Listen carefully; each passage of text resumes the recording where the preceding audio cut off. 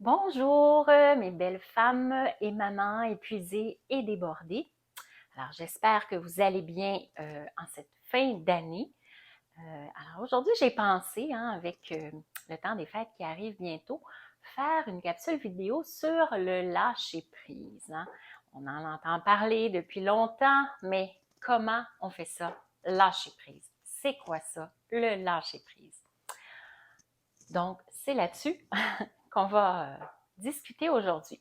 Mais avant, je vais me présenter. Je suis Christine Pagé, docteur en psychologie et j'aide les femmes épuisées et débordées à alléger leur charge mentale pour mieux profiter de la vie au quotidien. Donc, ça fait déjà quelques années que je m'intéresse au sujet de la charge mentale, un concept dont on entend parler dans les dernières années. Et voilà, j'ai choisi de faire des capsules vidéo pour vous aider à mieux alléger la vôtre. Alors, on revient au lâcher-prise maintenant. Qu'est-ce que c'est le lâcher-prise? On appelle le lâcher-prise ce qui est l'acceptation et l'adaptation au changement, la capacité à voir la réalité telle qu'elle est, sans se laisser dominer par une réalité imaginaire où tout se passerait exactement comme vous l'aviez prévu et imaginé dans votre monde idéal. Alors, le besoin de prendre le contrôle sur votre environnement ou sur les autres vous rassure, vous aide à exister ou vous donne l'illusion que vous êtes indispensable. Mais c'est aussi un moyen d'éviter vos peurs et vos anxiétés, car en contrôlant, ou du moins en ayant l'impression d'être en contrôle, vous croyez vous protéger de ce qui va arriver et, à ce moment-là, de ne pas souffrir ni être exposé à ça. C'est dans ce temps-là qu'il est temps de lâcher prise. Donc, on peut évidemment lâcher prise en amour, dans notre relation avec notre conjoint, avec vos enfants, au travail, en famille, avec vos amis, et même face à vos propres complexes corporels ou vos mauvaises habitudes. Alors, lâcher prise, c'est prendre de la distance avec ce qui vous préoccupe, vous blesse, vous empêche d'avancer. Mais lâcher prise, ça ne signifie pas tomber dans la passivité, la résignation ou l'indifférence, bien au contraire. Lâcher prise, c'est voir les problèmes qui se posent à vous tels qu'ils sont. C'est réaliser que vous ne pourrez pas modifier certaines parties de la réalité et à ce moment-là, il faut donc accepter ce sur quoi il est possible d'agir et ce sur quoi ce ne l'est pas. Donc, lâcher prise, c'est faire preuve de capacité d'adaptation plutôt que de s'obstiner à vouloir conformer la réalité à vos idées, à vos croyances ou à vos désirs. Alors, j'ai recensé 5 stratégies pour vous aider à intégrer le lâcher-prise dans votre quotidien. Donc, premièrement, identifiez la source de votre stress et de votre anxiété. Vos croyances, vos jugements, votre discours intérieur, vos émotions, vos réactions et vos comportements dans vos relations avec les autres, entre autres, que ce soit professionnel, familial, personnel. Donc, vous pouvez noter tout ce que je viens de dire, vos croyances, jugements, tout ça, vos émotions, vos comportements, pour essayer de prendre une distance de celles-ci et mieux agir dessus par la suite. Une deuxième stratégie que vous pouvez utiliser, c'est d'accepter vos émotions et votre souffrance intérieure. Ça ne sert à rien de lutter contre vos ressentis. De ne pas leur résister et de leur faire de l'espace permet un apaisement habituellement plus rapide que si vous leur résistez à vos ressentis et à vos émotions. Troisièmement, pratiquez les respirations profondes quotidiennement pour vous libérer du stress et apaiser l'anxiété.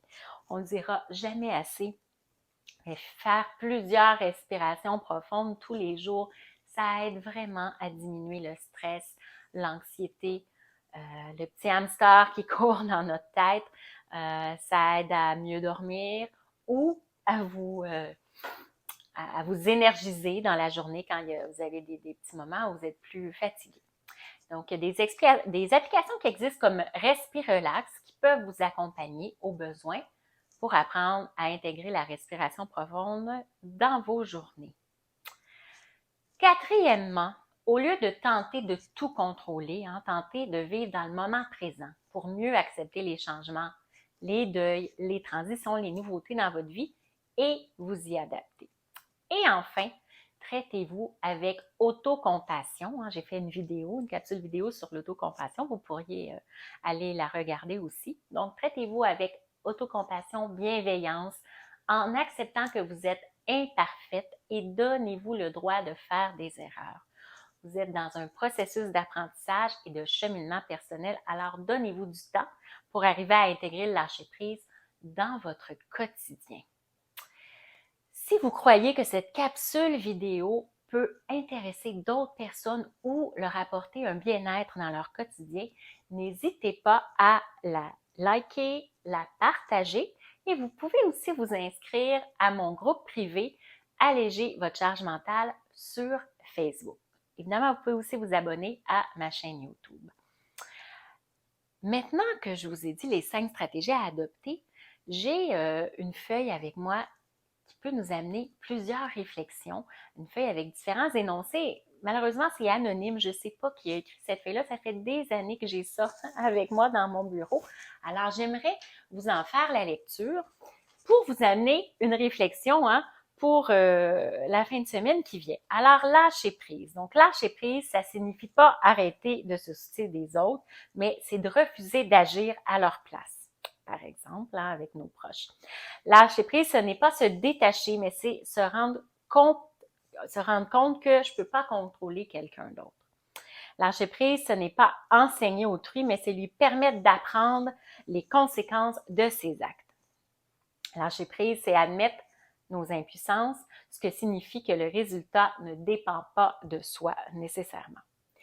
Lâcher prise, ce n'est pas essayer de changer ou de blâmer quelqu'un d'autre. Je peux seulement me changer moi-même. C'est extrêmement important. Souvent, on vient en psychothérapie en espérant que les autres changent, mais seulement soi-même qui peut changer.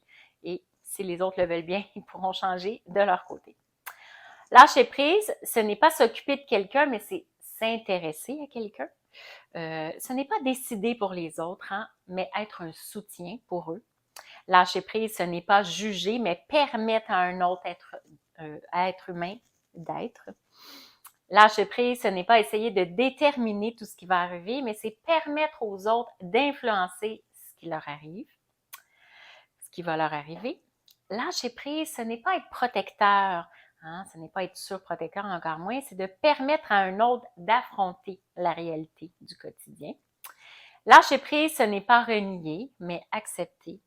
Lâcher prise, ce n'est pas harceler, gronder, argumenter, s'obstiner, c'est chercher ses propres défauts et les corriger.